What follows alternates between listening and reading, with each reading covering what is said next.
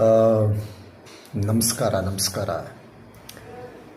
ಇವಾಗ ಆ, ಒಂದು ಸಿಂಪಲ್ ಟೆಕ್ನಿಕ್ ಅಂದ್ಕೊಳ್ಳಿ.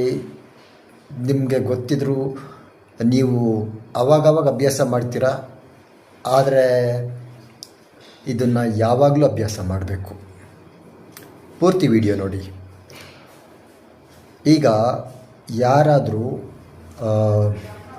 ಬಾಯಲ್ಲಿ ಎಷ್ಟು ಬೇಕಾದ್ರೂ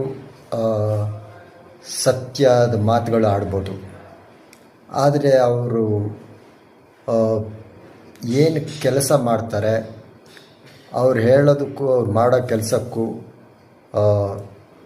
ಟ್ಯಾಲಿನೇ ಆಗ್ತಾಯಿಲ್ಲ ಅಂದರೆ, ಈಗ ಸಿಟ್ಟು ಮಾಡ್ಕೊಬಾರ್ದು ಅಂತಾರೆ, ಆದರೆ ಮಾತಿಗೆ ಮುಂಚೆ ಅವರೇ ಸಿಟ್ಟು ಮಾಡ್ಕೊಳ್ತಾರೆ. ಇನ್ನೊಬ್ಬರನ್ನ ದ್ವೇಷ ಮಾಡಬಾರ್ದು ಅಂತ ಎಲ್ಲ ಹೇಳ್ತಾರೆ ಮಾತಾಡ್ಬೇಕಾರೆ. ಅವರೇ ಸಾಕಷ್ಟು ಜನನ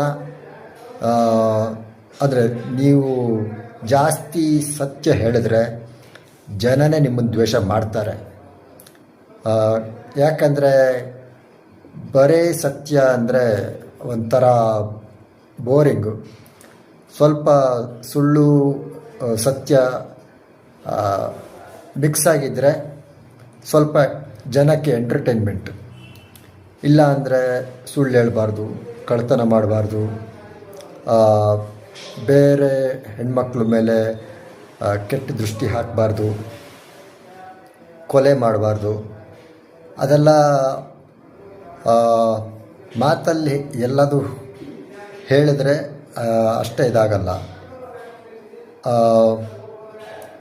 ಎಷ್ಟು ಹೇಳಿದ್ದು, ಈಗ ಒಂದು 10 ಮಾತುಗಳು ಹೇಳಿದ್ರೆ ಅದರಲ್ಲಿ ಒಂದು 7-8 ವಿಷಯಗಳಾದರೂ ಹೇಳಿದ್ದನ್ನು ಮಾಡ್ತಾರಾ ಅಂತ ನೋಡಬೇಕು. 10ಕ್ಕೆ 10 ವಿಷಯನೂ ಹೇಳಿದ್ದು ಮಾಡಿದ್ರೆ ಅವರು ತುಂಬಾ ಒಳ್ಳೆಯವರು. ಈಗ ತುಂಬ ಒಳ್ಳೆಯವರಾದವರು ತುಂಬ ಕಷ್ಟನ ಅನುಭವಿಸ್ತಾರೆ. ಅದಕ್ಕೆ ಯಾರು ಒಳ್ಳೆಯವರು ಬರೀ ಒಳ್ಳೆಯವ್ರ ಜೊತೆಗೆ ಟೈಮ್ ಸ್ಪೆಂಡ್ ಮಾಡಬೇಕು.